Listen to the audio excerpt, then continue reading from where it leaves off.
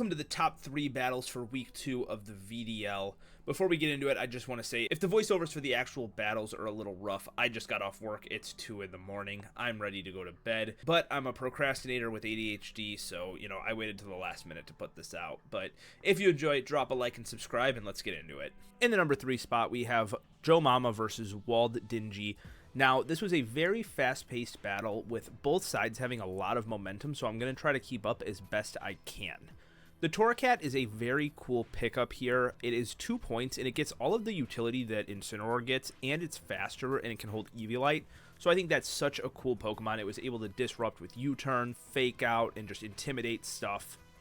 We see Feraligatr try to Dragon Dance here, but this, wow, I can't remember the name of this thing already, Liepard, isn't having any of that. It does get a Paralyze on the Torracat, though, and we see our first KO come out on turn 11, when Steelix just booms, blows up Starmie, and it is 5-5 on both sides. We see a lot more switching. Volt Switch from Manectric. We see U-turns coming out from Torracat, and they're just wearing each other down. The Torracat almost going down is fantastic. A few rough paralyzes on it. It would have much rather U-turned out and tried to get another Intimidate. Machamp is an Assault Vest set, and it takes Hurricane from Moltres and KOs back with a Stone Edge. We see Wakanberry on Feraligatr here, allowing it to get a Dragon Dance off, but Liepard's not having any of that. Misses the first Thunder Wave, but gets the second one off on Drampa. It could have went for Encore as well, probably predicting the switch there. Very tight late game here. We see Parting Shot come out from Incineroar, drop the special attack on this Drampa, and we have a defensive Kleavor. That's something you don't normally see because it doesn't get access to Roost in Generation 9. The only reason it gets access to it here is because this is a National Dex format, allowing it to get it from Scyther's move pool, which is really cool. Between Roost and U-Turn, it's just doing a lot for Joe Mama this week. Iron Leaves tries to set up, but Incineroar with Intimidate and Parting Shot isn't having any of that, and the defensive Kleavor eats that hit, knocks it out with a U-turn, and Manectric comes out here to finish up the Feraligatr. In the number 2 slot, we have Kyle versus Wolf. Now, unfortunately, Wolf has had to drop out of the league at this point due to health reasons, and we are all wishing him the best, and hopefully they can return for Season 5. Now, this was a very close battle. We start with 2 pre-evolutions, both Eviolite fire types, taking very little damage from each other. Kyle decides to send in Inteleon. Wolf's response is Blastoise with Shell Smash. Now, Kyle was very prepared for this. He has Electivire with a Mirror Herb in the back. And honestly, at this point, Kyle might have been able to just win the game outright with this. But Wolf sends out Fortress with Drill Run, which is something I didn't know it got.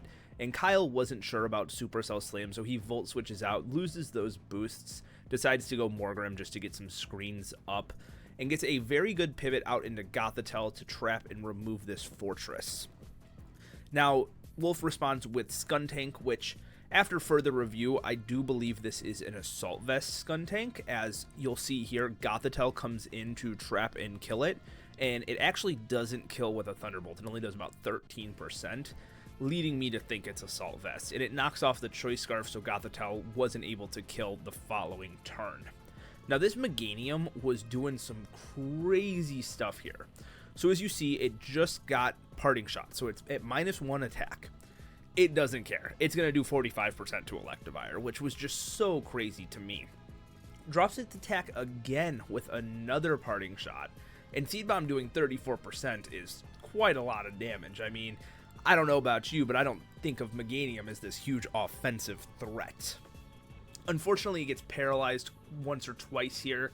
Karkel's able to weaken it, especially once the light screen is gone. Inteleon comes out now, and Kyle only has 2 Pokemon left and are both very weak, as Wolf has his Noivern still at full health, as well as this Magmar, who's pretty tanky. Huge miss on Hydro Pump from Inteleon, but it gets the second one, knocks that out. This wasn't a Choice Scarf Inteleon, so it swaps out to be able to reset and go for Ice Beam against this Noivern, which it knocks out. And unfortunately, the Skuntank did not have Sucker Punch, so Kyle was able to win with his 11% Inteleon, and this was just a super close battle that could have went either way. In the number 1 spot, we have Abzy versus CB Trice. Now, this was a really awesome battle, but it went on for a quite a long time. It was very stally. With Abzy having Florges with Wish and Protect, it was just passing those constantly around. Bellybolt with Slack Off and Cryogonal with Recover. And then CB Trice having Whimsicott that gets Leech Seed, can pass that around. Roost on Empoleon, and then Whimsicott. Or sorry, not Whimsicott, Mesprit. Mesprit stayed alive way longer than it should have. This set was Drain Punch, Psycho Cut, Knockoff, and I don't believe we saw the fourth move. And it had leftovers. Now, with Psycho Cut, it was doing enough damage to Florges that Florges couldn't consistently just Moonblast it. Florges would have to Wish, Protect, and then maybe throw up another Wish, allowing the leftovers on Mesprit to get it into a position where it was healthy enough. Not only that, but anytime that Florges would swap out and, try to pass a Wish to Bellybolt or Registeel, Mesprit would Drain Punch, getting even more health back. So it just allowed this paralyzed thing to stay alive so long. And don't get me wrong, it got paralyzed a few times, but for as much as it was on the field, I think CB Trice got very lucky. Ultimately, though, Abzy has a Choice Scarf Zygarde in the back, which, if you look at CB Trice's team, just goes absolutely crazy. They were rocking Sludge Wave to even hit Whimsicott, which I think is awesome tech. I ran that to hit Tapu Bulu myself last week, but it wasn't enough to, the Whimsicott wasn't enough to be able to beat Zygarde. CB Trice even had a Choice Scarf Haxorus in the back that, at the end of the game, was just sweeping Abzy's team. I believe it took down Bellybolt and Roserade at the end with Outrage, but it was in range of Zygarde coming out and just clicking 1,000 arrows, winning Abzy this game. I'm just going to let the rest of this one play out just because, like I said, it's a pretty long battle.